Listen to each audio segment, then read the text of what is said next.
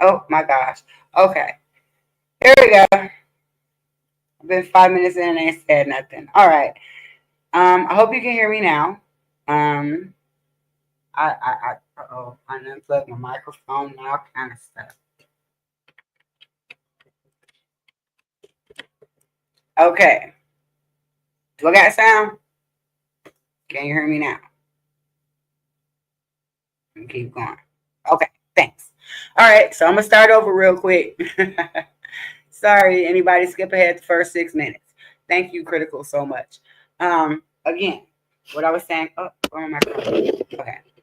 So, tales from the dark side, provocateurs, how to spot them. They are anybody. They don't have to be a person sent from the government. That's what we know them to be, but they don't have to be sent from some special place. They could be anybody. This could be government, it could be friend groups, it could be anybody. But what I was saying in the first 5 minutes was I had put this little PowerPoint slide together a few years ago for another presentation. And I just thought as we go into the new year, we want to stop with all of this, or I can speak for myself and people that I know.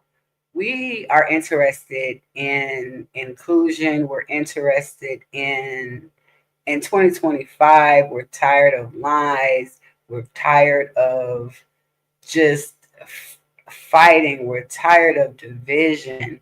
And so I just wanted to put this up as we go into the new year because I want people to be able to spot whether it's in your friend group, whether it is in a political arena, wherever you are, to just understand that there are people that cause division, and it is so much more, um, it's so much harder to choose compassion than it is to just, choose to go with the crowd. So I'm going to go on because I don't want to be long, but let's just go into it. An agent provocateur, that's a French word, and that's a person who commits or acts to entice another person to commit a wrongdoing or falsely implicates them in partaking in such an act so as to ruin the reputation of or entice legal action against the target or group they belong to or are perceived to belong to. Now, they may target any group, it says here, such as a protest or a demonstration, a militia, a political party, or a company. Now, if I were to update, which I guess I could, to update this, I would add to that, this can be your friend group. It can be, someone in your friend group. We have all had, oh, hi, HBAC, Happy New Year's Eve. Um, this can be in our friend groups where you have that one person that is acting like, they're cool with everybody and, they cause division. But let's go to the next slide. How do provocateurs work? And again, I'm going to double down on this can be any individual at all. So, a political organization or government may use agent provocateurs against political opponents. The provocateurs try to incite the opponent to do counterproductive or ineffective acts to foster disdain or to provide a pretext for the final assault against the opponent. Here we go with the internet. The internet, we know, has been utilized for information warfare, with many internet trolls acting as agent provocateurs by disseminating certain propaganda. Such tactics are used to further the interests of countries, corporations, and political movements. Now, to update to update this, to update this, I would say that this could be just regular people. So regular people can, inside your friend group, they can, you know, d- cause division. They said this about you. They know they said that about you. You know, um, and how would you be able to spot? Hey, reality check. I'm just going over this old PowerPoint because I feel like um, it's really kind of uh, relevant to us going into the new year. And it's not about any one person. I was saying this could be anybody, this could be in your friend group. So would you be able to spot an agent provocateur, and meaning right within people that you know, people that you don't know, the things that you hear. So it says here, drawing from several resources, experienced observers. Thank you, Reality Check TV. I appreciate you. um, some tips for identifying such agents, and it says here they're not foolproof, but they're a start. So let's take a look. Now, the two main characters that get them in the door, and try to get into that with whatever group it is. They try to blend in and make friends, and they appear to share your interests. Now, of course, while these two characteristics alone are not indicative of well-meaning humans, they don't automatically mean that someone is a provocateur. We get into these, or I've seen it. I haven't really gotten into it, but I've seen just on Facebook, it can be two friends that are getting into it. And the next thing that you know, you have 100 people in their comment space where, now they're a part of the whole argument. So, this is as big as politics, and it goes all the way down to our personal lives in whatever way. Here's an example of a provocateur tactic. Agents try to keep discussions and action unproductive and still. They'll spend plenty of time debating issues. They focus on ideas over people. Example number 2. They tend to gravitate toward people in the group who are dissatisfied. Once relationships with those folks grow, the dissatisfaction spreads, and that's how it gets bigger and bigger. Example number 3, they tend to provide gifts for the key figures in the group at first, and that's what helps them build trust with the group. Oh, here's something for you. We're gonna bless you with this. We're gonna do this for you. And now everybody's like, oh, they're so wonderful. They're so nice. They're so this. They're so that. You gotta watch out. Example number 4. An agent provocateur, they don't really have a known source of income.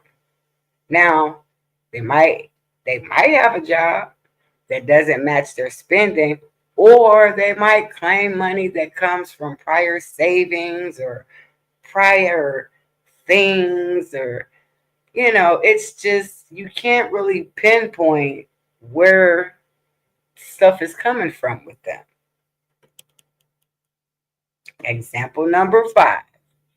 Agents will often lack full background connections to the issues they address. They have no certified training related to their mission. And the references to the people backing them, they're always vague. If people are saying, I am this, and I'm not even going to put any identifying factors on it, because, as I said, this is for anybody. This is for teenagers who might have a friend group. You know what I'm saying? So, if it resonates, let it resonate. If it doesn't, just keep it pushing. But, when you say I'm this or I'm that, fill in the blank. You really have no references. It's always them, they. It's not, for example, like, let me keep it to myself. An example for myself is, I would say, you know what? I have been trained by the National Community Service um, Corporation, which is a government entity, as opposed to saying, you know what? I've had so much government training with them. Them who? Them who? Their references are always vague. Always. Always. Well, I know this person. I can't really say I can.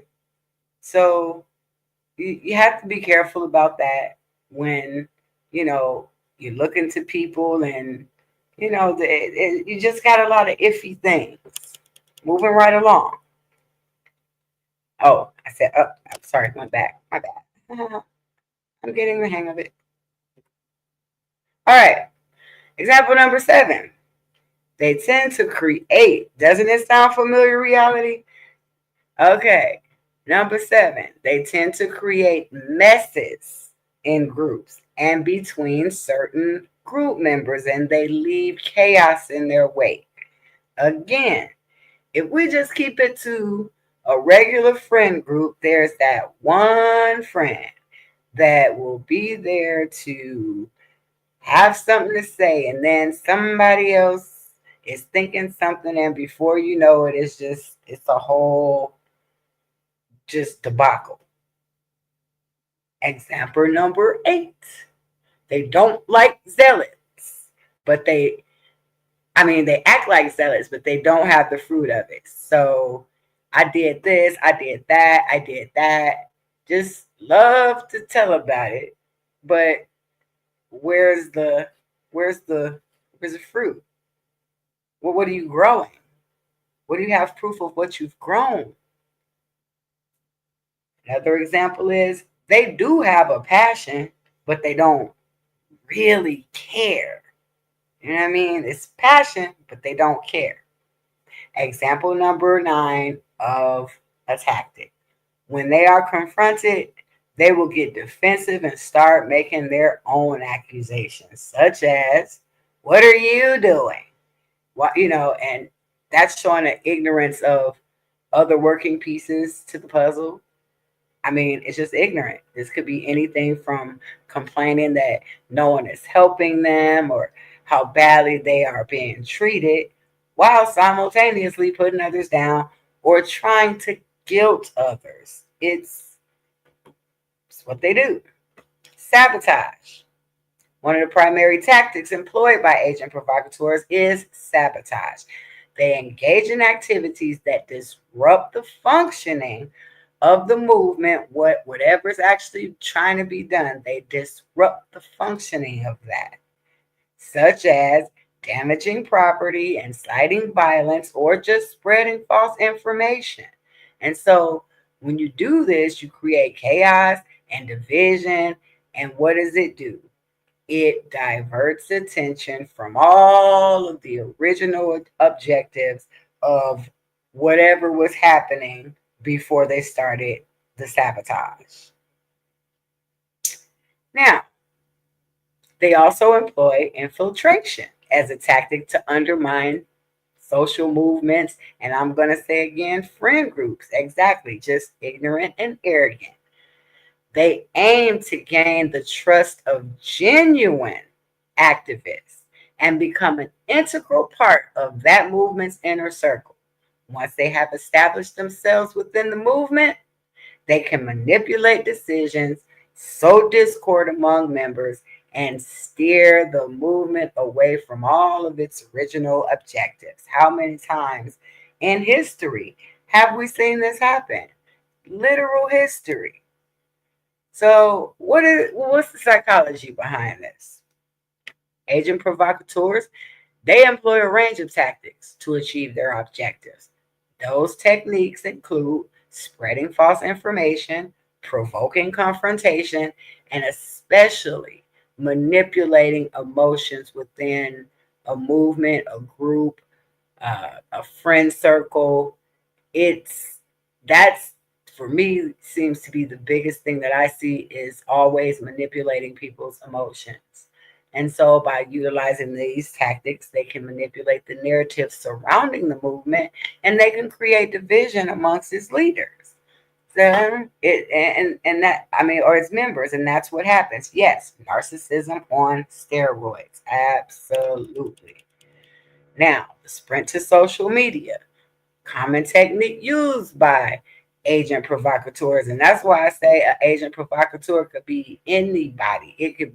This is just a name for people that cause mess, but we're using the correct language. So, one of the common tactics is the dissemination of false information through social media platforms or word of mouth by spreading rumors or exaggerating incidents. They can create confusion and mistrust within the movement. I've seen this. Rumors fly. People are like, this happened, that happened. Um, Incidents are exaggerated. Oh, this happened to me. And now you know what? You should not mess with this person anymore, that person anymore. And then people are like, wait a minute, what happened? So now nobody trusts anybody. And all of that is just terrible. It's a terrible thing. So, the goal, I wanted to share this because I also have something else that I want to go into, because this is really serious. An agent provocateur is not this, I don't know, that this some special person. Anybody can be an agent provocateur. If you are sowing discord, if you are causing violence, and even if, and I don't mean physical violence, if you are causing any type of violence, it's that you're an agent provocateur. So yeah, this undermines the credibility and legitimacy of the movement in the eyes of the public. It makes people lose support. It hinders the movement's ability to effect meaningful change and achieve its goals. We have seen this. We have truly seen this. And I'm going to go back to another video that I've shown, and it's don't be a sucker. And I think this is a really good example of how we get sucked up into what somebody said, and how we don't want to feel ostracized. It's just, let's just take a listen. But our goal again today is just to talk about how division is created and how we hopefully can be quicker in the future, as this is getting close to being 100-year-old movie, how we can be just a lot quicker in trying to find solutions rather than staying in the mess and the madness.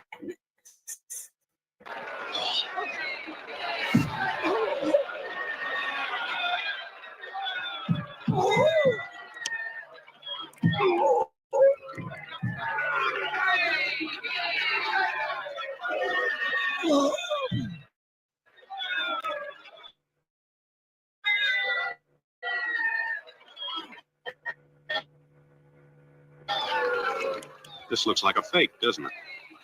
Well, it is a fake. But here's a fellow who's willing to bet his hard-earned money on it. Henry here got on the train with $200. He couldn't see any harm in a friendly game of cards. What if the other men were strangers? And take Joe Collins. He's got a nice wife at home. But he met this girl at the bar, and she looked kind of cute after the first couple of drinks.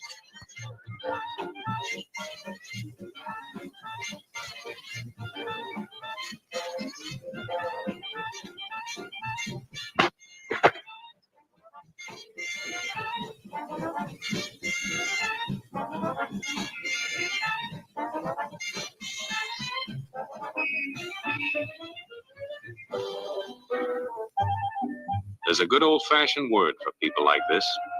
We call them suckers. And there are other people who stay up nights figuring out how to take away what they've got. There are all kinds of games and all kinds of suckers. Take Mike here, for instance. He's got everything, you might say. He's young, he's healthy, he's got a job. And he's got a country called America. Okay, let's stop there because that was a lot in just a little bit of time. There are different people, different scenarios. Some people stay up at night thinking about how to take things from people. And what came to my mind was 2024 and social media. You know, there was no social media in 1947, but here in 2024, as I, look around, as we all look, there are people online night and day on any social media platform. Someone is typing. So that being said, let's continue. It's a wonderful thing to have. America. Lots of room. Room enough to raise plenty of food. Big factories to make things a man can use. Big cities to do the business of a big country. And people. Lots of people. Enough to work the farm and build the factories, dig the mines, and run the business. All kinds of people. People from different countries with different religions, different colored skins. Free people. They can live together and work together and build America together because they're free. Free to vote, to say what they please, go to their own churches, to pick their own jobs. Yeah, Mike's got something, all right. He's got America. Now, that could be America. It could be a family. It could be anything at all. But there are guys who stay up nights figuring out how to take that away from him. I want to give you the truth, folks. The truth about America. I know you've got a lot of questions. You want to know why you're not getting the breaks you deserved. Well, I'm not a politician, but I've made it my business to study these things, and I happen to know the facts. My friends, I'm just an average American. But I'm an American. And some of the things I see in this country of ours make my blood boil. I see people with foreign accents making all the money. I see Negroes holding jobs that belong to me and you. Now I ask you, if we allow this thing to go on, what's going to become of us real Americans? I've heard this kind of talk before, but I never expected to hear it in America. This fellow seems to know what he's talking about. Yes, he knows all right. What's the answer? You hear that? So this kind elder person is saying, wow, I've heard this talk before. I never thought I'd hear it here in America. Now, again, we could apply that to America, our personal families, our communities in general, whatever they may look like, our church communities, you know what I mean? Your community outside, your karaoke community. I mean, let's look at these attitudes here. Now, this is one man's attitude, and that elder said, oh, he knows what he's doing. Oh, he knows. What are we real Americans going to do about it? You'll find it right here in this little pamphlet. The truth about Negroes and foreigners. The truth about the Catholic Church. Now, friends, these books are free. Paid for by real Americans who want others to know the truth. Excuse me, young man, but are you actually going to read that stuff? Sure, why not? You heard what he said, didn't you? Yes, I heard. Do you believe in that kind of talk? All makes pretty good sense to me. I'm speaking to you as an American. And I tell you, friends, we'll never be able to call this country our own until it's a country without. Without what? Yeah, without what? Without Negroes. Without alien foreigners. Without Catholics. Without Freemasons. You know these people. What's wrong with the Masons? I'm a Mason. Okay, you see? You see? So now we're getting into, it sounds good, it makes sense. And then now you're narrowing that down, narrowing it down. Oh, the black people, the Negroes, the Freemasons, and now he's even looking after he said, oh, makes sense to me. He's even looking like, wait a minute, what's wrong with the Freemasons? So is this man in particular, is he going to be like, okay, I don't, I know that's not true about the Freemasons because I'm a Freemason? Or is that gentleman on the podium going to somehow convince him to question his own reality? I mean, when you think about how that happens here in 2024, it's mind-blowing. Hey, that fellow's talking about me. And that makes a difference, doesn't it? These are your enemies. These are the people who are trying to take over our country. Now you know them. You know what they stand for. And it's up to you and me to fight them. Fight them and destroy them before they destroy us. Thank you.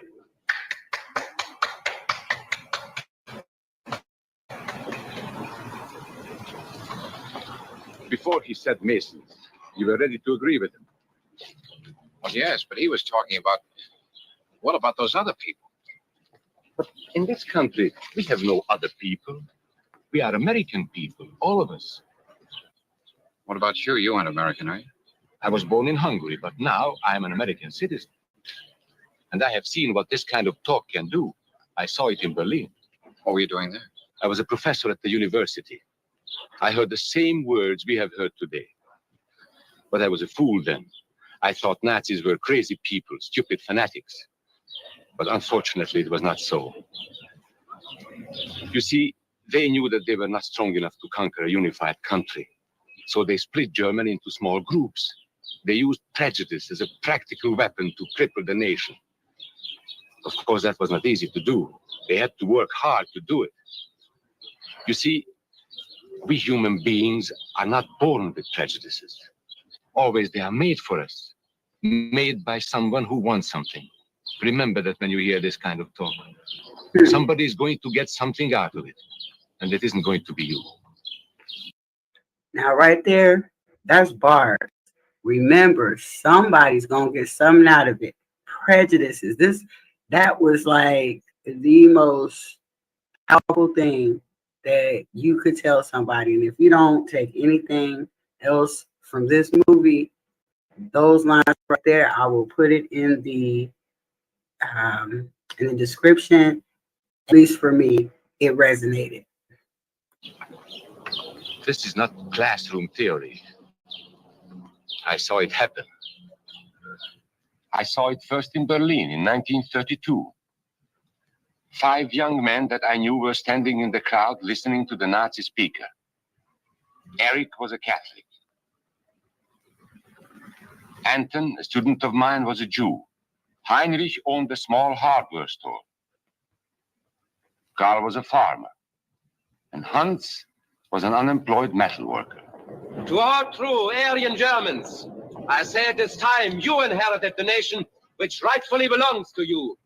To you alone belongs the glorious destiny of the greater Germany. The Nazi Party will provide land for the farmer, work for the worker, and profits for the small businessman. Who is getting these things now? The Jew. The Jew who has stolen our nation and our birthright. Who makes all the money and takes all our jobs? The Jew, he must be shunned. He must be ostracized. He must be eliminated. And the Catholics, we don't want our great nation run by a foreign church. We Germans will know what to do with these people when the time comes. They and their faith must be destroyed. Then there are the Freemasons. In Germany, we have no place for secret societies. There may be only one society, and that is the Nazi Party. There may be no secrecy about that in the new Greater Germany. One by one, he attacked each minority and he split them off one from the other. These men were all fellow Germans when they came here today. Now they were split into rival groups, suspicious of each other, hating each other. They were being swindled, all of them. But the man who was really being fooled was Hans.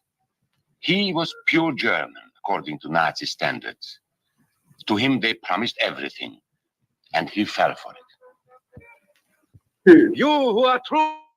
Do that sound like anybody that's ever been through anything or anyone that you've watched go through something where people are just promising them things, and it's just, you're going to get this and that. It could be behind the scenes. It could be out in front of everybody.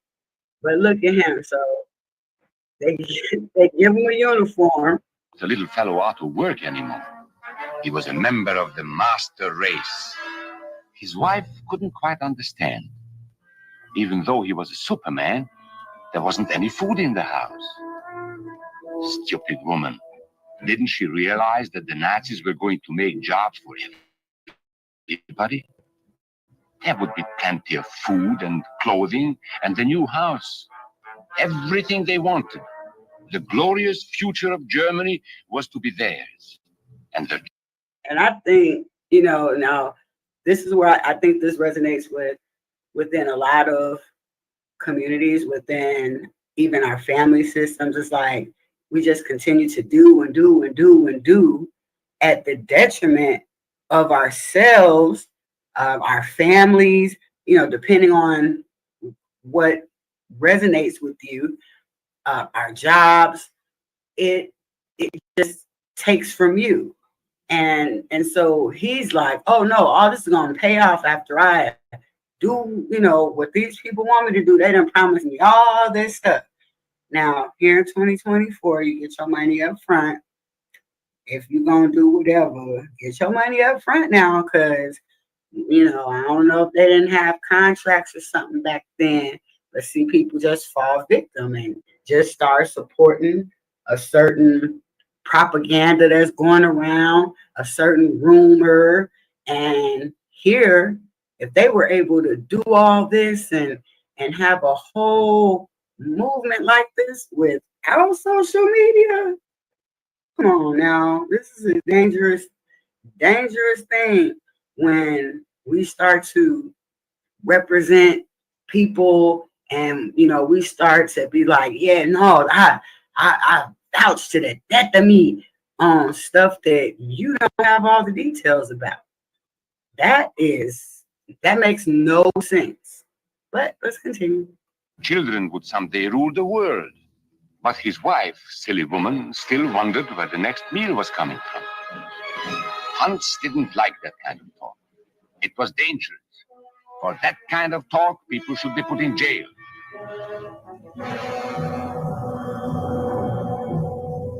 Yeah, that's another thing.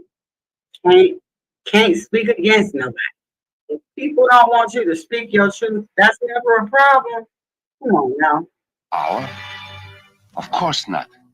So they could come to power. They would merely use Hans to help them get there. He would do the dirty work for them.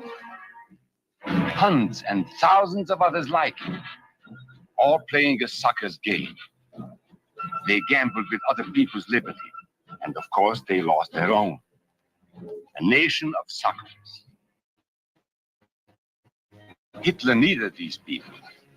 There was lots of work to be done. There were trade unions to be smashed, because unions were organized and might offer resistance.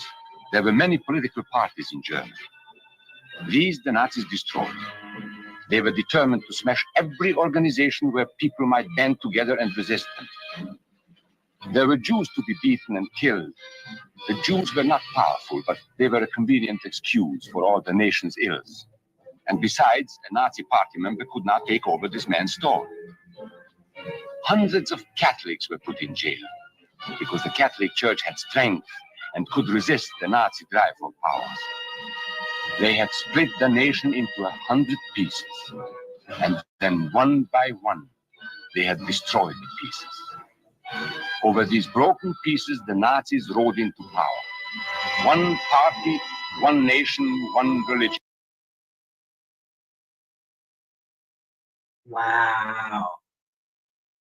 So they did all of this, destroyed all the most powerful people. Now, we all know that the Catholic Church, you know, they definitely held the power, still do to this day, 2024.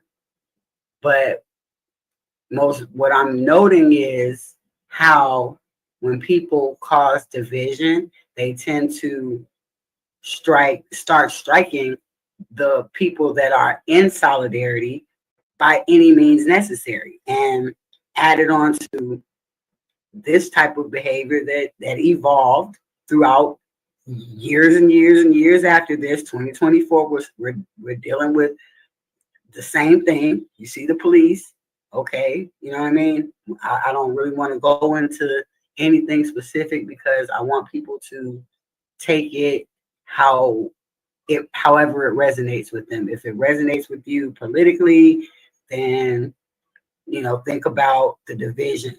If it resonates within your community or any community that you are a part of, where people are causing division to be, whether it's powerful or whether it's even to be the popular one, because a lot of times in this day and age, it's a popularity contest, and the gain is clicks and likes and you know, approval by others, whether it's genuine or not. But let's continue with this, because this is just a very powerful movie. It's so powerful. These men had won their struggle for power. They now ruled all of Germany. But still they had trouble with their oldest and most persistent enemy, the truth. They found that truth does not die easily. And so they decided to abolish truth. One great source of truth is literature. So they burned books, 20 million of them. Many great men in Germany who were spokesmen for truth were jailed or driven from their country. Teachers, writers, scientists. Education was discouraged. In 5 years, college attendance dropped 53%. It was forbidden to... So none of that sounds familiar. People don't try to humiliate people on the internet, try to drive them out of their towns, their cities, their states. I mean, you can't watch movies. There's certain things you can't do. I mean, watch Joe Louis fight because the champion had black skin. He disproved Hitler's theory of Nordic supremacy. Albert Einstein, one of the world's great scientists, disproved that theory too. He was non-alien, so he had to leave Germany. His mind was dedicated to the search for truth, and the Nazis, having sold a lie, were most afraid of truth. The church was one force in Germany still strong enough to proclaim the truth in public. No doubt is possible that we Christians are in a grave battle. Against us stands a faith out of blood. The battle signals range from cool repudiation to hate-filled causes. Weapons are used that centuries have dulled. The aim of this battle is to dislodge Christianity from our fatherland. This Catholic priest was arrested the following day on charges of immorality. The Protestant church also continued to try and fight for truth. He who desires liberty for himself cannot deny it to others, lest he lose what he has gained. Does that sound familiar? In any type of way, black sheep of the family, if we're talking familial relationships, communities, whether that's a friend group in real life or on the internet, you start speaking truth, people don't like it, and they try to cover it up. But I wanted to stop there because they mentioned the Nordic theory. And that's really based on an idea that people can only form healthy relationships when they're autonomous, physically, you know what I mean, economically. It's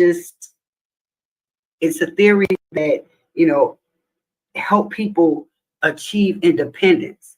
And this is what I've talked about in my other videos about being able to survive regardless of who's in power, and that's anywhere.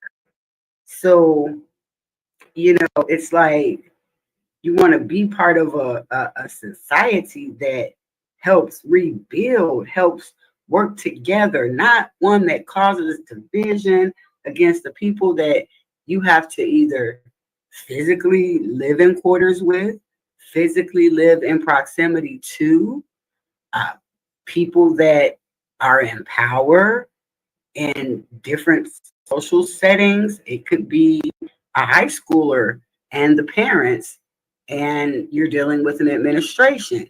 So, and it could be also political power.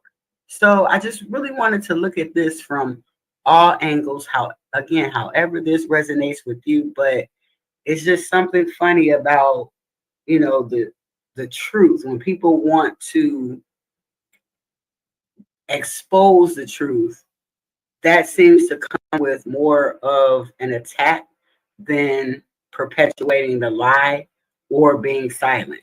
But again, this Nordic theory, if anybody is interested in that, it's, all about like individual freedom and equality and how to work together to create a better society within whatever societal or environmental constraints that you may live in. You want to be independent in that space. You want to be able to be free and not just follow along to get along, if that's not how you feel. But then there's also ways to do that, and we'll cover that next. But this one is mostly about division, exposing truth. Why are people more afraid of the truth? Why people are so willing to perpetuate, I don't even want to say perpetuate a lie. I will say for some, it's perpetuating a lie. And then for others, it's going on information that you don't know to be true, but then you're perpetuating that. And that back in the day, it was via literature and, word of mouth. And so now everything gets disseminated thousands and thousands of times quicker with social media. So even when people want to expose the truth, now you have some people coming without even being able to speak for themselves because of what they heard. And so now you're coming for someone based on their thoughts, their beliefs, when you can just ignore it. But again, the behaviors outside of this is for our next video. This is a great lesson the world can learn from Germany. The Nazis put this man in a concentration camp. There were others who spoke for truth, and I am proud to say that educators were among them. And what, may I ask, is an Aryan? I don't know myself. But let us see what our present so-called authorities have to say about it. They say he is tall,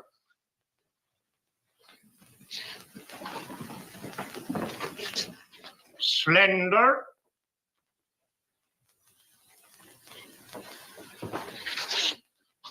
blue-eyed, and blonde.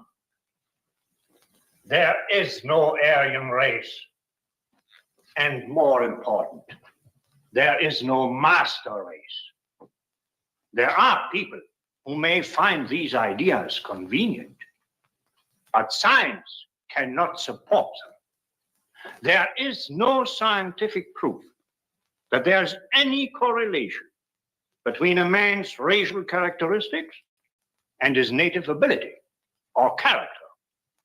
In all racial groups, we find the same range of potentialities. We find idiots and geniuses. We find criminals and philanthropists. We must judge each man as an individual and not by the color of his skin or his eyes or by the length of his nose. Now, I tend to think, let's not judge at all because everything is about perspective. So, there are many differences between individuals. We each have different capabilities, different backgrounds, different views about what's right and what's wrong. Like the difference between me and these gentlemen who have just arrived. But that is not the difference in race. It is a difference in the way we think. Remember that. And remember that there is no master race. That is a scientific truth. Anyone who tells you otherwise is lying.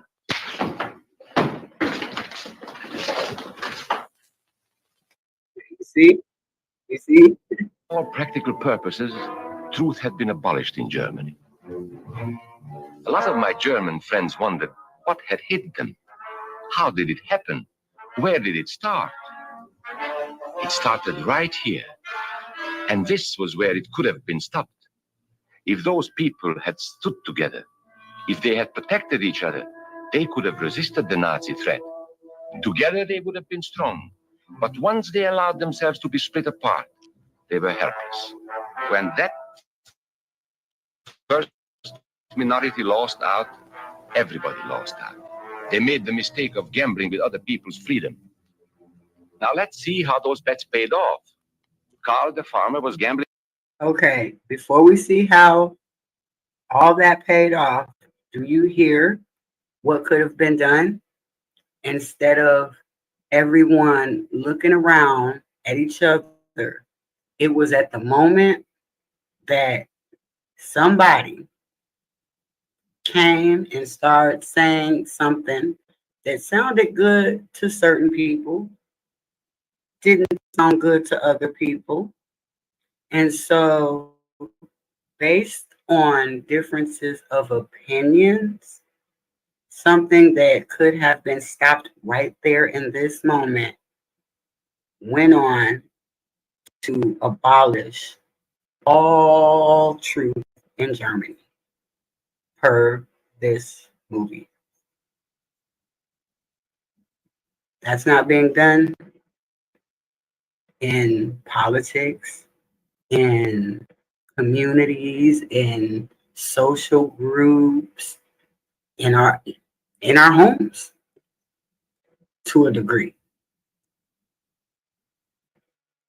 Not everybody's home, but but I'm just saying, like, people can resonate with telling the truth and speaking up for the truth, and just it's a shame how that's looked at as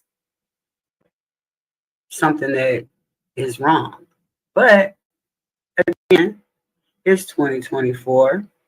So, in 2024, all liars will be exposed, whether you like it or not. It's 2024. Cat Williams said that. On a better life for himself. What he got was extra hours of back-breaking work, as much as 100 hours a week. He was forced to stay on his land and produce what he was told to produce, because now Hitler was preparing for war. For Heinrich, who owned a hardware store, the bet didn't pay off either.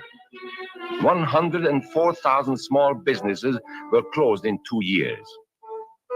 And for Hans, conditions hadn't improved any.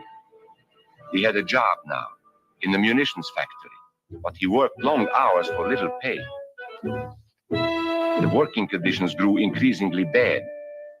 And even though he didn't like the job, he wasn't permitted to leave it. There still wasn't enough food in his house. Hitler said you couldn't have butter and cannon. So Hans couldn't have butter. And when Hitler decided the time was right, Germany went to war. Not by declaring war, but by a carefully prepared sneak attack. Once again, Hitler needed Hans to do his dirty work. Hans was an expert at brutality by this time, and Hitler had decided to use Hans and his brutality against other peoples, the Czechs, the Poles, the French, the Russians. But Okay, I do want to shout out Dalton, wake up. in the crucial test of war, Hitler's race theories didn't pay off. His pure-blooded supermen were defeated by the mongrel armies he despised, by the British at El Alamein,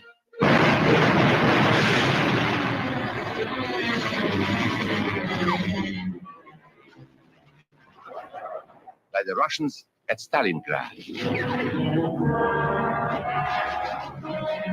I mean, you see what I'm saying? All of this fighting is because of one man's vision. It's wild. Who had swallowed the Nazi bait, the Nazi game did not pay off. The continent of Europe was strewn with millions of German bodies, pure Aryan bodies. Karl, the farmer, was left in the snow outside of Moscow. Heinrich stayed in Italy at Salerno. And Hans, who was going to rule the world, got only a little patch of Normandy that he could call his own. We must never let that happen to us or to our country. We must never let ourselves be divided by race or color or religion, because in this country we all belong to minority groups. I was born in Hungary. You are a Mason. These are minorities. And then you belong to other minority groups too. You are a farmer. You have blue eyes. You go to the Methodist Church. Your right to belong to these minorities is a precious thing. You have a right to be what you are and say what you think, because here we have personal freedom. We have liberty. And these are not just fancy words. This is a practical and priceless way of living. But we must work at it. We must guard everyone's liberty, or we can lose our own. If we allow any minority to lose its freedom by persecution or by prejudice, we are threatening our own freedom. And this is not simply an ideal. This is good, hard common sense. You see, here in America, it's not a question whether we tolerate minorities. America is minorities. And that means you and me.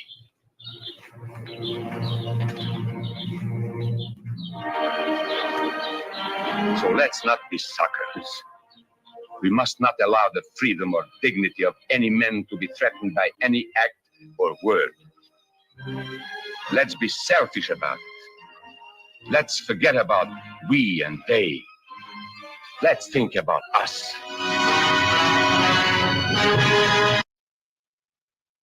So I don't know how that movie related or resonated with you. I would like to know. Please comment below whether it was personal, it gave you some insight politically, or just personally. But for me, I wanted to give my opinion just overall. I think the professor in the movie was just really trying to explain the dangers of falling for anything that people say, things that you see on the internet that you don't know to be true, but promotes any type of hate or discrimination.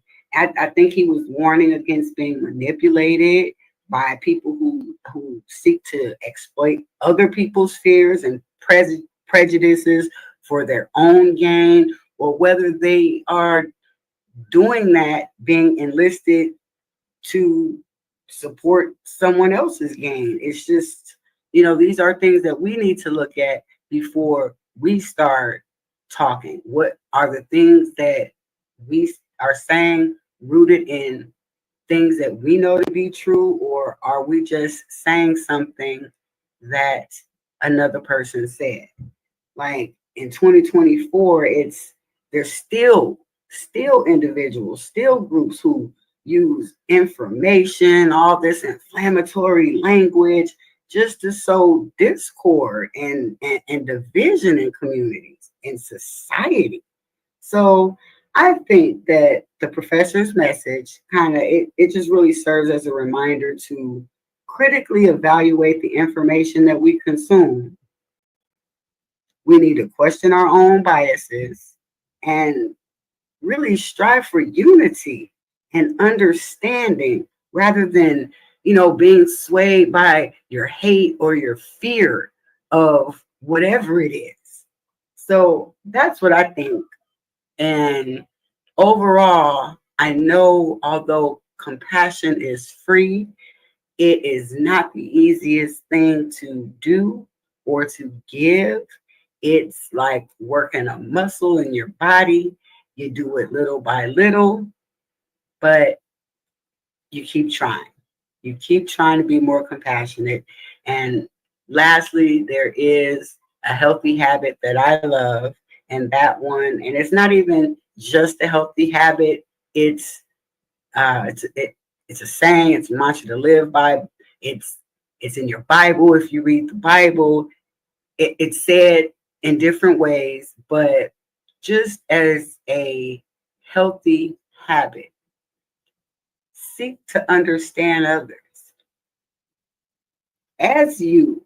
I'm not even going to say before, because some people just can't handle the before, but seek to understand others as you would like them to understand what you have to say. And remember that what you say, what I say, what the next person says, it's all about perspective. It doesn't need to be attacked.